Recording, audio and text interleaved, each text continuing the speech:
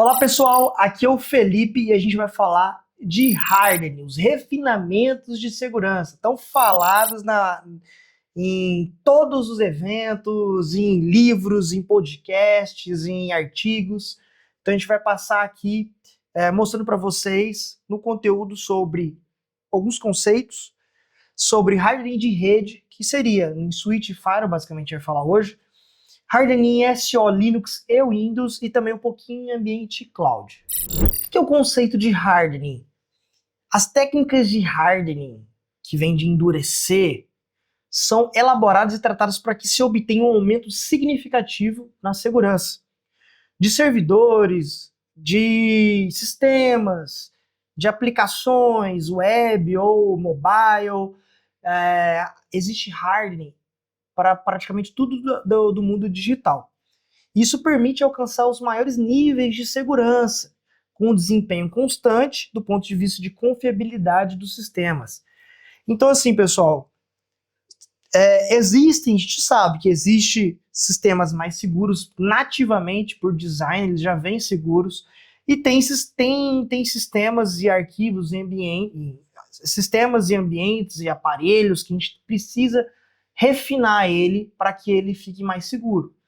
Então, a gente segue alguns padrões, que a gente vai falar mais à frente, por exemplo, o CIS Benchmark, entre outros, que são padrões são grandemente difundidos no mundo corporativo para que você obtenha o máximo de segurança possível daquele produto, daquela solução que você tem ali dentro do seu ambiente. Segundo esse pesquisador aqui, o hardening são ajustes finos efetuados no sistema após uma instalação. Segundo Rodrigues, o conceito de hardening caracteriza-se por medidas e ações que visam proteger um determinado sistema de invasores. E segundo esse cara, Hessel, hardening é o processo de proteger um sistema contra ameaças desconhecidas. Os administradores de sistemas devem endurecer uma instalação contra o que eles acham que poderia ser uma ameaça. Então, basicamente, é você ter um produto que você consegue aumentar o nível de segurança dele com essas configurações adicionais. E existe padrão. Para tudo na área digital existe um padrão. Existe uma linha a ser seguida. Então, o padrão de endurecimento é usado para definir uma linha base de requisitos para cada ambiente, para cada sistema. E à medida que cada novo sistema é introduzido, e ele é difundido, por exemplo, saiu uma nova versão do Linux, saiu uma nova versão do Windows, enfim, ele deve respeitar esse padrão de endurecimento. Ou seja, existem pesquisadores que eles pegam esse ambiente, esse sistema novo, eles estudam o funcionamento em conjunto com o fornecedor para criar os melhores caminhos para deixar aquele sistema confiável e robusto, mais confiável e mais robusto e estável, porque isso também é um grande fator. E dentre esses padrões a gente tem o CIS Benchmark. Vai ter o link aqui para vocês depois, mas para quem não sabe o que é o CIS Benchmark, essa empresa é uma grande corporação que ela até vende alguns produtos já prontos. Então, por exemplo, eu não sei se vocês já subiram máquina na AWS, já subiram máquina na Azure, você consegue comprar subir um EC2, subir uma máquina virtual lá no Azure, já com o SSO, o sistema operacional, por exemplo, ele já está endurecido, já está hardenizado, você consegue comprar ele, tem um valorzinho a mais, porque é como se eles já estivessem fazendo aquilo que é para você fazer, então eles já te vendem nas configurações do CIS. Mas o que eu ganho com isso? Você ganha que você vai estar no ápice, digamos assim, no suprassumo, no conceito empregado de segurança. Então, o estado da arte da segurança quando você coloca baseado nesses benchmarks. E também, pessoal, não esquecendo que caso a empresa siga padrões de ISO, PCI, ela vai abrir uma IPO ou algo do tipo, que são as normas, o compliance, ela precisa seguir o CIS Benchmark, tá? Grande parte desses caras pedem como base aplicação de GPOs, de configurações de política de segurança, num ambiente baseado no CIS Benchmark. Na parte de alguns padrões, a gente tem segurança física, definido controles ambientais em locais seguros e controlados, ou seja, se eu vou subir um ambiente on-premise, vou criar o meu data center e uma filial, eu não vou colocar aquele data center daquela filial se eu souber que aquela filial está perto de um rio que pode alagar. Eu não vou colocar um super data center num ambiente que está em guerra, numa região que está em guerra, tem guerra civil ali.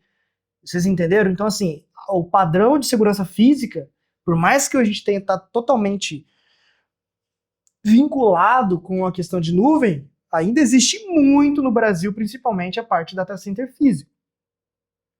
Sistemas operacionais. Garantir que os patches sejam implantados e o acesso ao firmware seja bloqueado. É algum dos padrões. Device. Garantir que o antivírus... O device aqui, no caso, é a máquina cliente, né? Seria o host na ponta ali.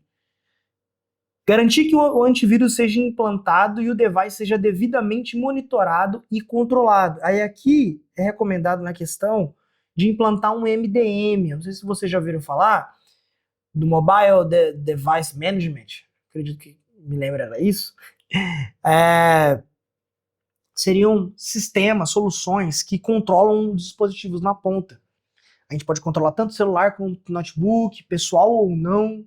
A gente tem um agentezinho ali que faz os devidos controles. A gente tem aí, por exemplo, MDMs famosos no mercado, como o da Microsoft, o Intune, dentre outros.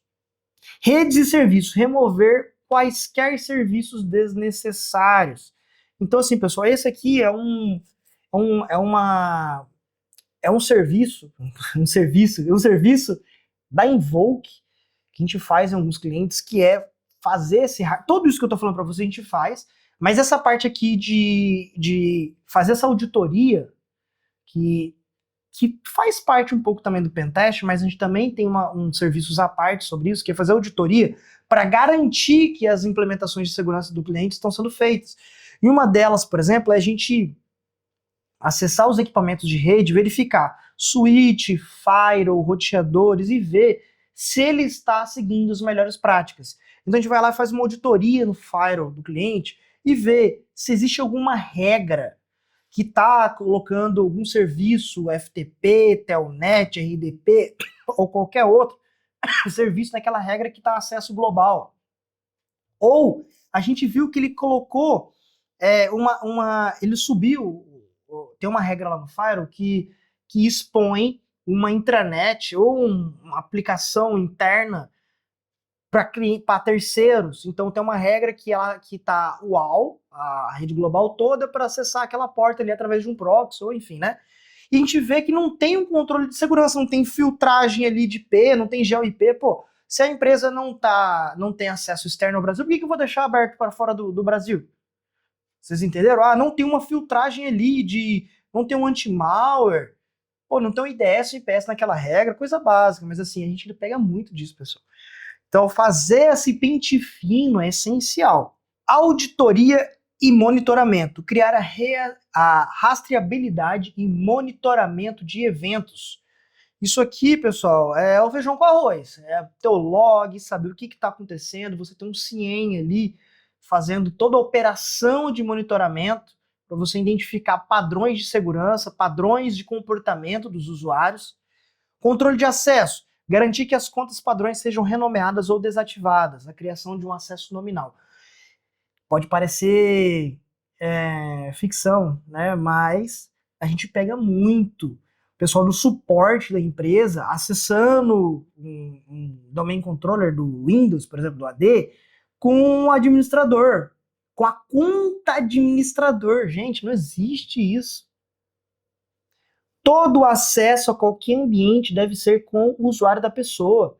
E essas contas-chave de serviço, elas têm que estar com uma senha extremamente complexa e também dupla custódia, que é o seguinte: parte da senha tem que estar com a equipe de TI, de segurança, ou que faz a manutenção daquele ambiente, caso precise acessar, e a outra parte da senha tem que estar com o pessoal de gestão de acesso, que é o pessoal de governança de TI. Então, se a empresa tem essas divisões, é preciso ter a dupla custódia, cada um com uma parte da senha. Essa é a melhor prática, beleza? Criptografia dos dados em repouso e em trânsito. A gente tem que ter a criptografia ali usando todos os certificados, SSL, etc. E criptografia em repouso, que é, no caso, por exemplo, do ambiente Windows, a gente ter o BitLocker ativado das máquinas. Fato. Patches e atualizações. Feijão com arroz também. Garantir os patches e atualizações sejam implementadas com sucesso. E o backup de sistema, que é, caso aconteça alguma coisa, a gente tenha ali a resposta a incidente. Agora a gente vai falar da parte de redes, hardening em redes. Começando aqui por switch. Bom, isso aqui, pessoal, é o básico, porque dependendo do fornecedor, dependendo da marca do switch, HP, Allied, Cisco e dentre outros, Extreme, a gente tem os hardenings específicos, mas isso aqui é de forma generalista. Desativar portas de rede não utilizadas. O switch vem com alguns serviços padrões que talvez não sejam utilizados. Dê preferência para acessar o equipamento através de um meio seguro e encriptado, como, por exemplo, o SSH. E ao desativar a porta de rede, seria o seguinte, pessoal. A gente inibe o cara chegar e colocar, se ele tiver acesso ao data center, ou o que a gente já pegou também em empresa. Tem empresa que deixa aquele rackzinho pequeno em cima, assim, sabe, nos cantos, que é porque vem um backbone via fibra, liga naquele switch, aquele switch tá ali com 30 portas ligado naquele setor. E aquele switch ele tá num rackzinho no canto, em cima, que muitas vezes nem tá trancado. E aí tem porta sobrando. Pô, se eu tenho 30 pontos, os 30 pontos já estão todos ligados. Tem impressora, tem roteador, tem impressora, tem computador, tem câmera, tá ligado naqueles pontos? Se eles estiverem ligados e tá sobrando 5 portas, para que eu vou deixar aquelas portas ativas? Vocês entenderam? E aquilo pode ser um ponto de ataque, porque se um cara conseguir plugar um atacante, plugar um cabo de rede no notebook e ele conseguir pegar uma escada ou fingir que é alguém que está dando manutenção e plugar, ele vai estar dentro da rede. Vocês entenderam? Então, desativar portas de rede. Segundo, portas de usuário de acesso devem ser Switch Port Mode Access na interface, ela também tem que ser desativada, porque não pode passar nenhum tipo de comunicação ali. Desabilitar serviços de acesso inseguro e desnecessários. Então, por exemplo, por padrão, quase sempre o switch ele vem com telnet ativo. Gente, telnet não é seguro. Então, telnet, HTTP sem ser HTTPS, FTP, mas eu dou manutenção. Você não deixa ativo. Porque através de serviços inseguros, pode ser um vetor de ataque. E aí, o cara tá dentro da rede do switch, ele consegue direcionar fluxo se for um layer 3, ele vai direcionar o fluxo ali de caminhamento de pacote e tudo mais. Backup da configuração é interessante ter o backup daquele switch. Manda aquele backup. A maioria dos switches hoje, mais modernos, eles têm como você apontar tanto log para um servidor de log, quanto um backup, fazer um backup de rotina das configurações. Apesar de ser uma coisa que quase não se mexe muito, é interessante ter. Implementar autenticação forte, colocar pelo menos um RAID ou um TACAX ali nessa parte nível de rede.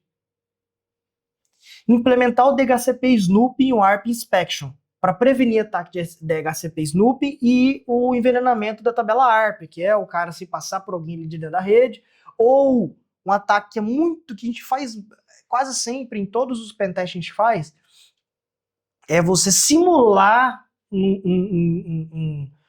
envenenar a rede na tabela ARP, simulando que você é um equipamento que está soltando broadcast ali de IP.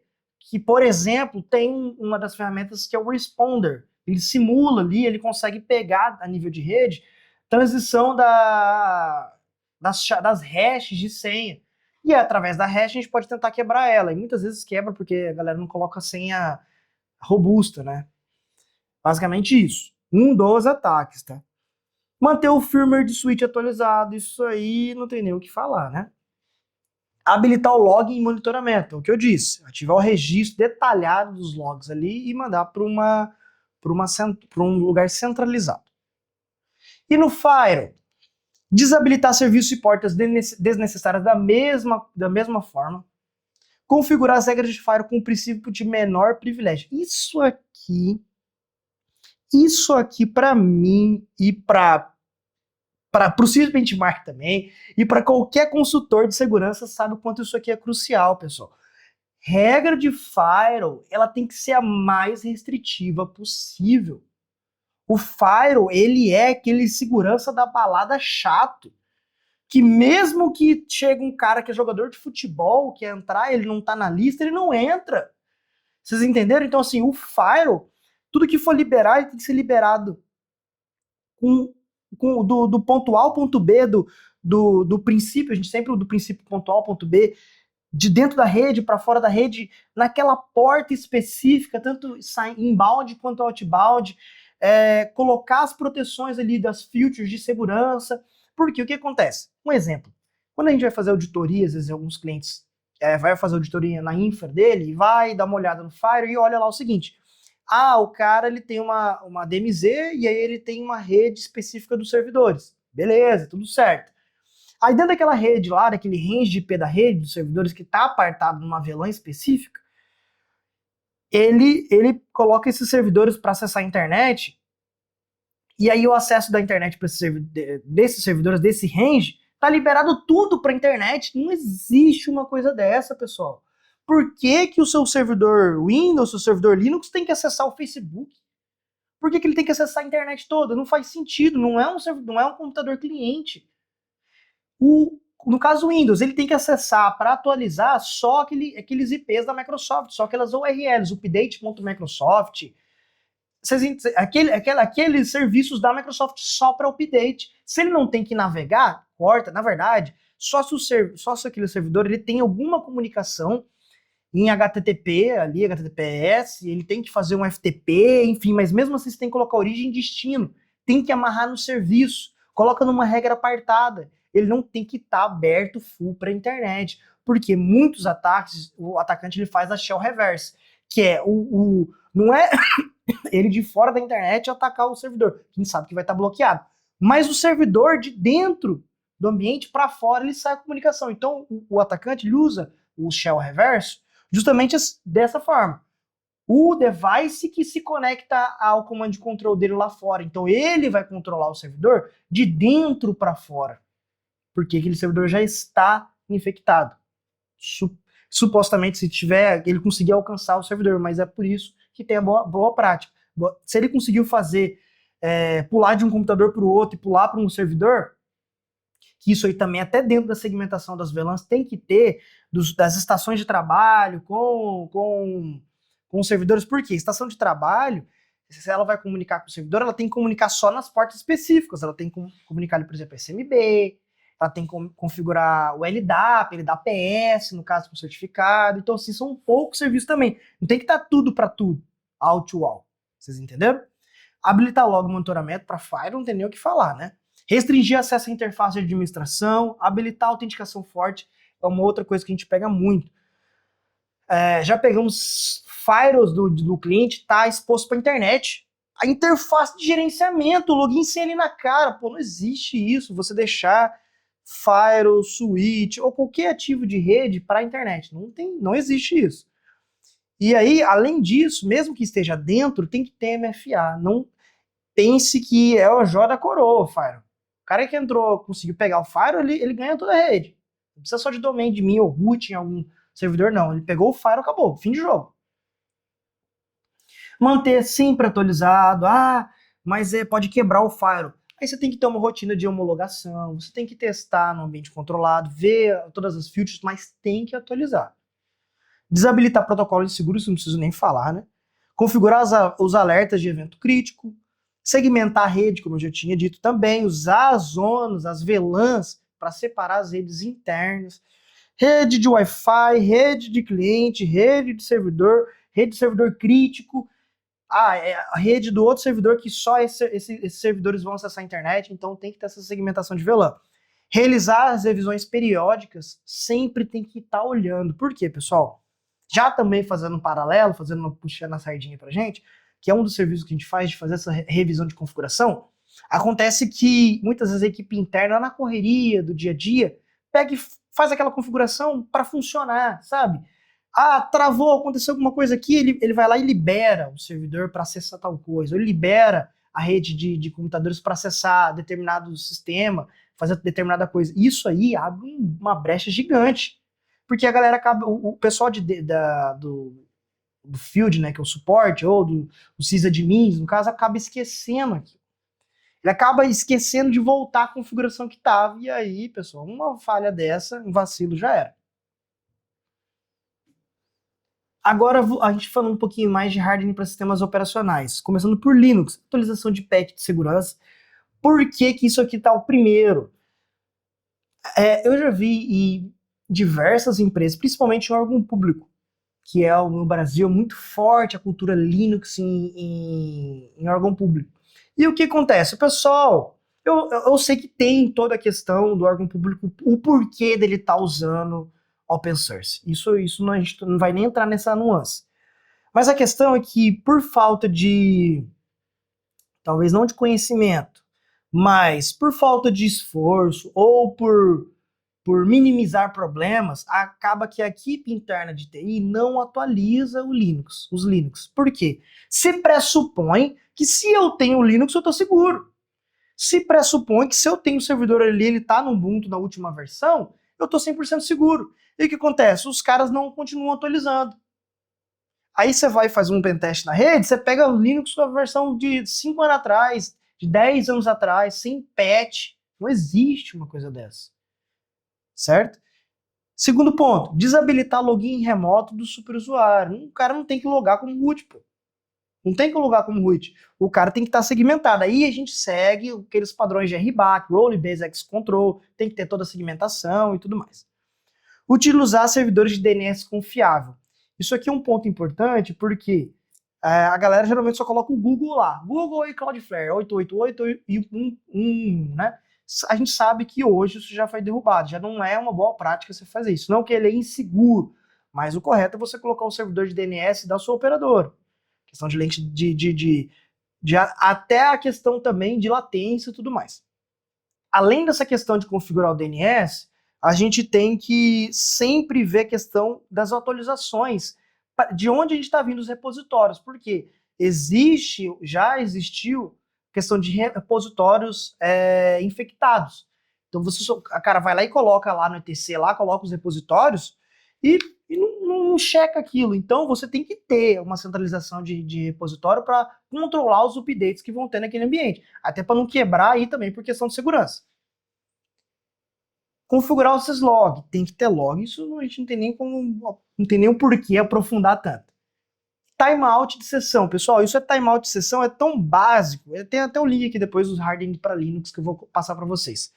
Timeout de sessão é tão básico quanto um feijão com arroz, tanto para firewall quanto para qualquer coisa, a aplicação, a gente tem que ter timeout de sessão, o cara não tem que ficar logado para sempre não, tem que cair a sessão, por quê? Além de inibir que ele esqueça o computador, esqueça uma sessão aberta ou algo do tipo, o token de sessão, se for capturado, o atacante vai usar aquele token. Então, cada sessão gera um token novo, então tem que sempre estar matando e tendo sessões novas. Tô falando isso porque já teve um pentest que a gente fez um cliente uma vez, que os caras tinham um token JWT de API, que ele era ad eterno. Vocês acreditam numa coisa dessa? Os caras não configuraram o token para esperar em minutos, em horas, que é uma boa prática. Era um token de sessão que ele durava para sempre. Na verdade, não era para sempre, era tipo 2040, 2035, 40, o suficiente para o cara ter muito tempo para fazer um ataque ou tá dentro ali da rede, entendeu? Dentro do ambiente da aplicação. Seguindo aqui pro hardening de Windows, né? A carinha do tio Bill Gates aí, todo bonitão, né? Nível de autenticação LAMAN. Verificar se o nível de autenticação do LAMAN está definido como enviar apenas resposta NTLM V2. Isso aqui, pessoal, é importante porque nos ataques ali de replay, né, os ataques voltados para D, o cara consegue forjar aquilo e pegar os hashes NTLM, tá? De 100. Então, quando você faz isso aqui, você consegue barrar muita coisa ali do cara que está dentro da rede. Terminar uma sessão desconectada, mesma coisa, você tem que encerrar aquela sessão, não pode ficar aquele monte de sessão um acesso RDP a um servidor, por exemplo. Por quê? O que acontece disso aqui também? Se um atacante, por algum motivo, por algum meio, conseguiu estar dentro da rede ele conseguiu explorar um servidor Windows, porque tinha uma vulnerabilidade, ele explorou, beleza, ele caiu dentro do servidor. Só que ele vai tentar escalar privilégio, ele vai tentar pegar o administrador, às vezes ele cai com um system, mas aquele system está bem configuradinho. E o que acontece? Alguns dos serviços, algumas das metodologias é tentar pegar a senha, é tentar pegar a hash de senha, no caso. Ele vai rodar, por exemplo, um QI lá do Mimikatz. E com o Mimikatz, se ele não for executado com sucesso, ele vai pegar senhas em texto plano do administrador que logou ali. É um dos pontos. Outro ponto, bloquear acesso ao CMD e o PowerShell. Isso aqui, pessoal, é importante porque é o seguinte, na verdade é bem raro as empresas bloquearem. Eu confesso para vocês que quase todas que a gente pega tá liberado CMD e PowerShell para todo mundo. Não existe uma coisa dessa. CMD e PowerShell tem que estar liberado só para os administradores. Só permissão. Então você vai criar uma GPO que você vai barrar todo mundo e aí você vai ter um grupo específico lá. Grupo, segurança, liberação, CMD e PowerShell. CMD e depois outro de PowerShell. Então você vai colocar quem é da TI, os sysadmins, dentro daquele grupo, que ele vai ser um grupo de exceção na configuração de GPO. Então ele não vai pegar, quem está dentro daquele grupo não vai pegar aquela GPO que está bloqueada, que vai bloquear todo mundo, entendeu? Ele vai estar de uma exceção ali dentro. Você vai no Customs lá, no Delegation, sabe? E aí, quem é administrador vai poder rodar CMD e PowerShell. O restante, pessoal, não tem o porquê. Porque é vetor de ataque.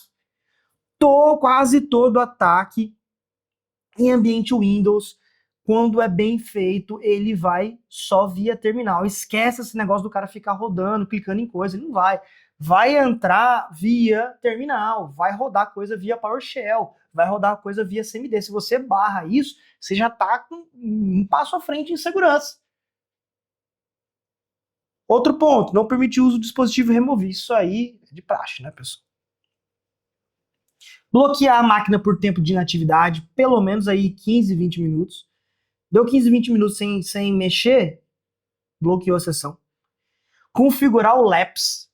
Pessoal, o LAPS também é uma coisa que é bem rara de você ver nos ambientes, mas o LAPS, ele é um serviço da Microsoft que ele já tá, na verdade, já tá entrando em desuso porque entrou algumas features novas do Intune com o Azure.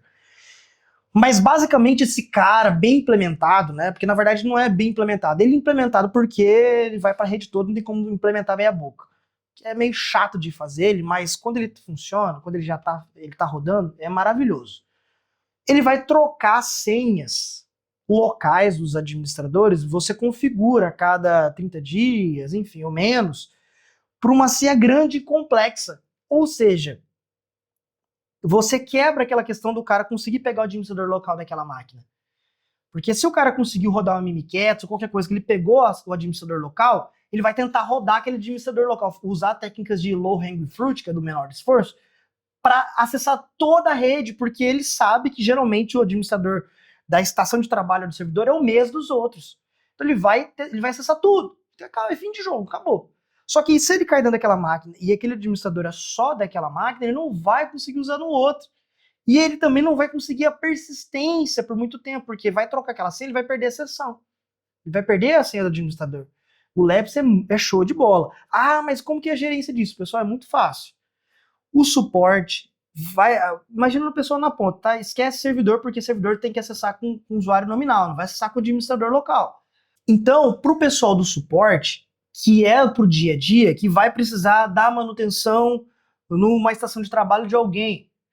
Ele precisa entrar com um administrador local para fazer algum teste, porque o administrador local ele tem que fazer um teste com o administrador local. O que ele vai fazer? Ele vai acessar, pode ser via comando, via PowerShell, ele joga o comando com o nome da máquina, ele vai voltar via comando, se ele tiver com acesso ali direto, dependendo da configuração que for no ambiente, ele vai colocar o hostname da máquina e vai voltar a senha temporária do administrador local.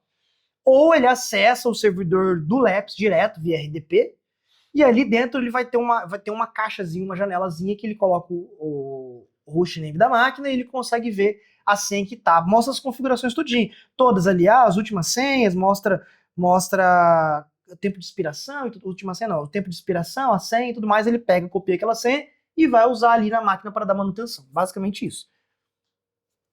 Outro serviço bem importante, mas também já está entrando em desuso, é o MBAN, que é você controlar o BitLocker para todo mundo.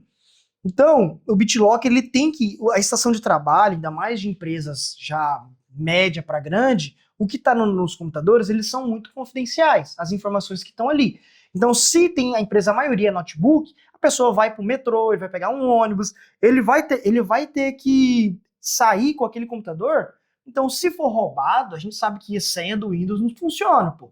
Para o cara tirar o HD, plugar no outro computador, ele sobe um Linux virtualizado, um Linux ali com via USB, ele acessa os arquivos, pô.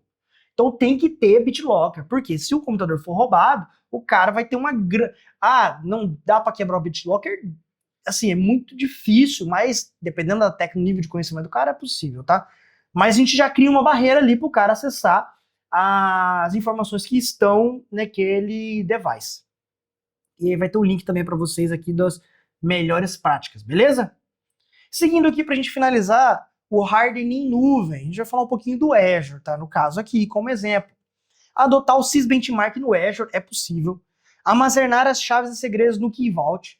Ou seja, a empresa, quando ela tem um nível de maturidade em segurança, usa-se os tokens de API, os tokens, todas as aplicações e tudo mais, tem que ir para um Vault, que é um cofre que armazena tudo aquilo. Você não fica colocando chumbada em código, não fica...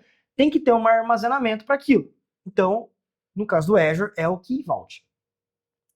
Usar o Defender for Cloud, galera. O Defender for Cloud hoje tá fantástico. Não é fazendo o merchan, né? Mas tá fantástico. Você consegue ter um nível de visibilidade da sua empresa fantástico, do seu ambiente.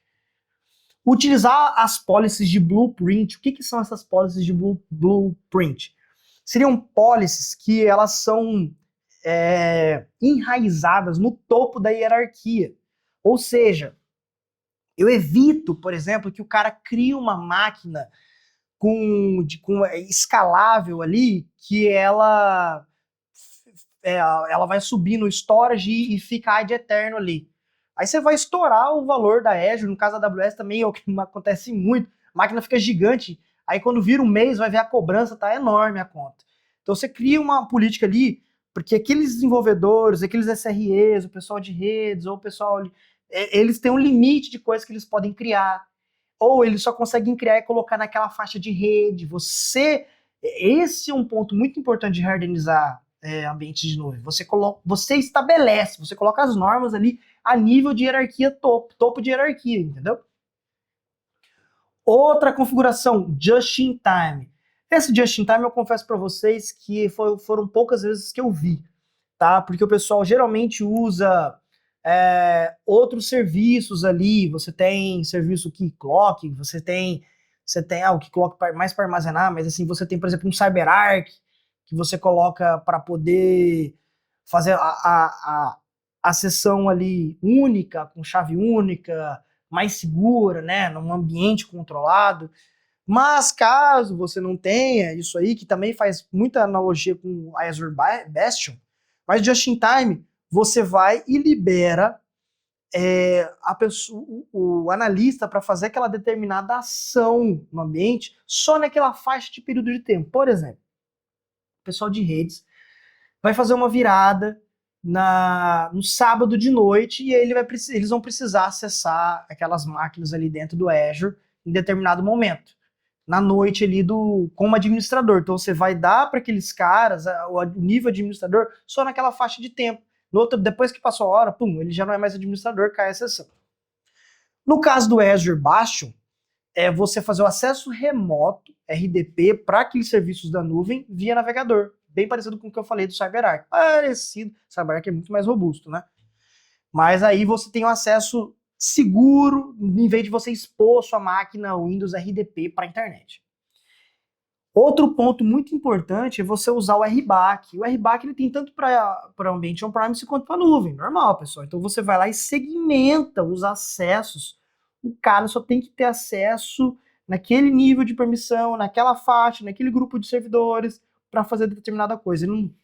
Você dá o menos acessos e controlar exatamente via grupo, porque o Windows, tanto o Azure quanto o Windows, é muito essa questão de grupo, né? Então a gente sempre colocar os acessos por grupo e tudo mais, que fica uma melhor gestão de todo o ecossistema do ambiente, digamos assim. E por último aqui, pessoal, o acesso condicional. O que seria o acesso condicional? Isso aqui funciona muito bem, tá? Puxando a sardinha para o Microsoft de novo, mas tem outras clouds também que fazem a mesma coisa. Mas o acesso condicional é o seguinte: eu vou lá e coloco lá no Azure, no Conditional Access, alguns parâmetros de segurança para que tenha um bom funcionamento condizente com as melhores práticas de acesso, de bloqueios, enfim. Por exemplo, eu coloco que quem está de casa no home office, por exemplo, só consiga acessar os serviços da empresa fechando uma VPN. Por quê? O Azure, tanto o acesso ao painel do Azure, quanto acesso ao painel de outras coisas, quanto o Office, quanto a intranet, quanto tudo, só está liberado naquela ação condicional se vier desse range de IP. E esse range de IP é o range de IP da VPN. Então, o cara só consegue acessar da VPN. Ou dentro do Brasil, ou de determinadas URLs de um terceiro consegue fazer determinada ação. Então, você cria tudo isso. Aí você cria que o computador tem que estar atualizado, que a pessoa tem que estar em determinado grupo, que ele exige MFA, tudo isso para acessar, para ter um determinado objetivo. Então você cria condições, camadas de segurança. Lembra muito aí defesa em profundidade, né? As camadas de segurança para se chegar a fazer determinada ação dentro do ambiente. Beleza? E com isso a gente encerra a nossa aula de hardening. Grande abraço, pessoal. Valeu!